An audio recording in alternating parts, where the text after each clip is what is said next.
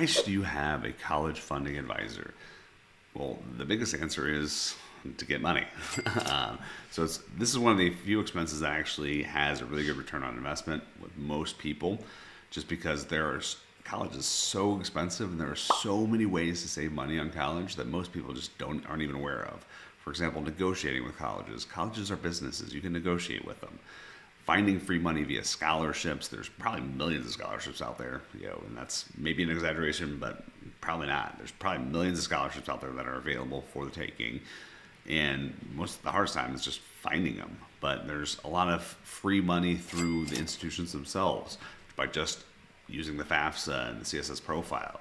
But even in those applications, a lot of people screw up and leave tons of money on the table by filling out the FAFSA wrong or the CSS profile wrong.